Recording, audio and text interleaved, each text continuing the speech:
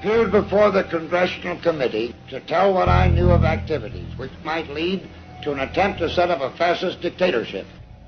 The potential for the disastrous rise of misplaced power exists and will persist.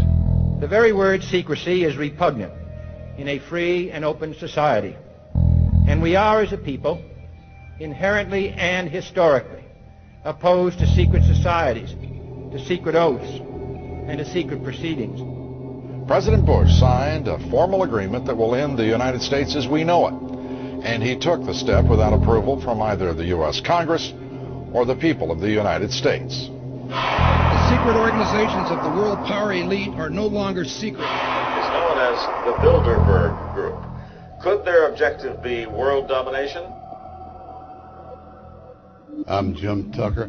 I've chased Bilderberg for 30 years. I'll never give up the chase. Bilderberg plan for the whole world is nothing less than world government. I'm not comfortable with that at all. Who elected these guys to run the planet? They are the elitists.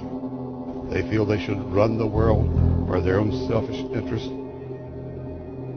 Now we can see a new world coming into view. A world in which there is the very real prospect of a new world order. Bilderberg is making great progress toward a world government, and only an educated, informed public can stop them in their tracks. David Rockefeller admits in his own memoirs that he wants to destroy the United States. Right. He's a traitor.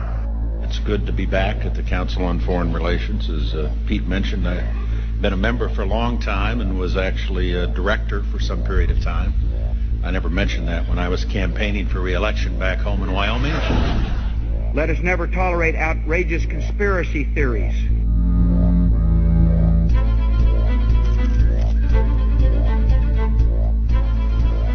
I need you to move off the property, please. Some shots were fired.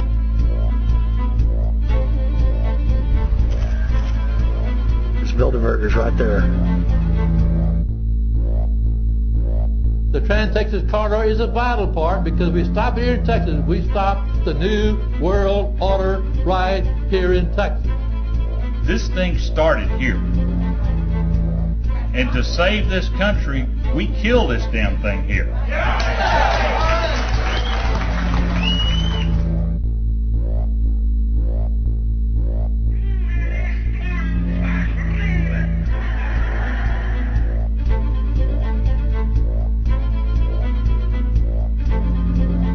There is a chance for the President of the United States to carry out a phrase his father used, and that is a new world order. Your new world order will fall. Humanity will defeat you. The answer to 1984 is 1776.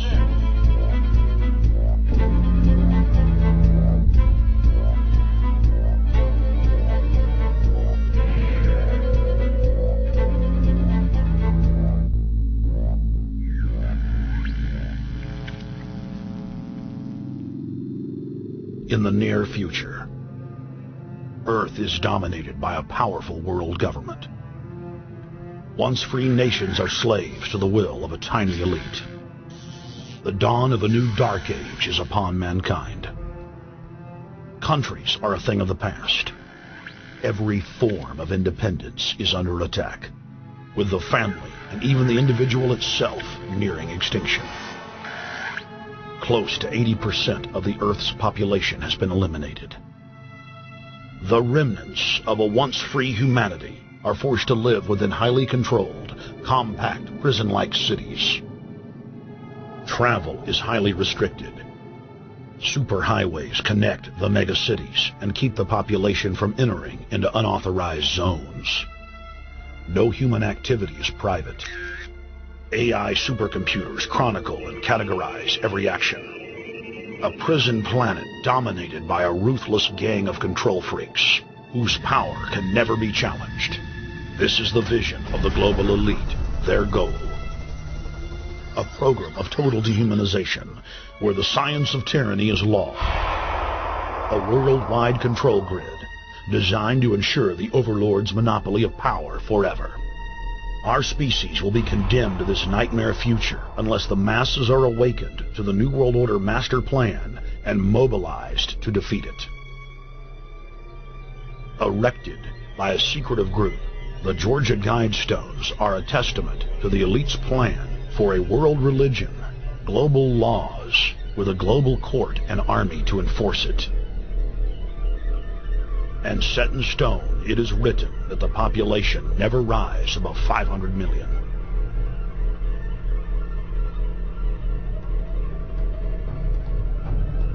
In this film, you will learn how our world is truly governed.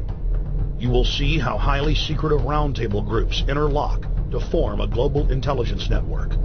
This group has been steering planetary affairs for hundreds of years. Now, in the final stage, they prepare for open world government. A goal tyrants throughout history have lusted after. Dr. Michael Kaufman is a published ecologist specializing in ecosystem research, forest ecology, and ecosystem classification. Dr. Kaufman played a key role in blocking the ratification of the Convention on Biological Diversity in the U.S. Senate. The concept of a new world order has been around for centuries. It's been receiving tremendous play over the last half of the 20th century. George Bush, the first senior president, George Bush, used it a lot in his speeches and really implies that he really wants to see a order in which we have a universal or a global type of governance in which every human being on planet Earth is ultimately responsible to policies that are being formulated at the international level. It is a big idea, a new world order.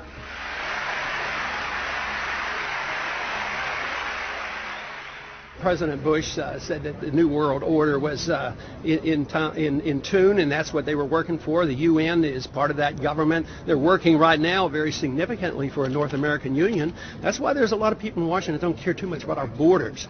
They have a philosophical belief that national sovereignty is not important. It's also the reason I have made very strong suggestion that we need not be in the United Nations for our national security.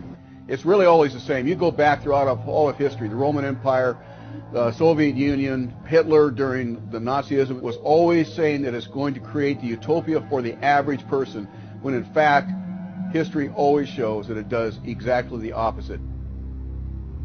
Conquest and empire is as old as civilization. Babylon, Egypt, and Greece. They all built empires in an attempt to rule the world. The Roman system at its peak dominated the known world. Complex governmental systems were developed to control diverse populations. During the period between the 15th and 19th century, new empires emerged and again waged war for supremacy. The nobility, as well as the thriving merchant class, were financed by a handful of private banks. Many of the great money houses would hedge their bets and finance both sides of a war. Sophisticated intelligence-gathering networks gave the financiers a clear edge over the governments they were slowly gaining control of. On the 18th of June, 1815, agents of the British arm of the Rothschild family looked on as Emperor Napoleon Bonaparte fought desperately to save his army from the jaws of a British-Prussian pincer attack. A Rothschild agent was able to get the news of Napoleon's defeat at the hands of Lord Wellington to Nathan Rothschild, a full 20 hours before the news reached London. Nathan, the head of the British arm of the Rothschild family, put out the rumor to the London Stock Exchange that Napoleon had won the war. Stocks plunged by 98%, and Rothschild was then able to buy up the entire British economy for pennies on the pound. When the news of Napoleon's defeat finally arrived, stocks soared. Britain was now the undisputed ruler of Europe, and Rothschild ruled England. The already dominant British Empire grew even more aggressive. Her troops and bureaucracy spread across the globe. the sun never set on Britannia's holdings. The banking cartel funded, in fact, since about 1800, they have funded both sides of almost every war. And of course, they're getting the interest off of the loans that they've given the various governments and the wars that they have actually helped stimulate and create. By 1900, Germany was a rising force and a leader of the Industrial Revolution. World War I, for instance, there was absolutely no reason to have World War I.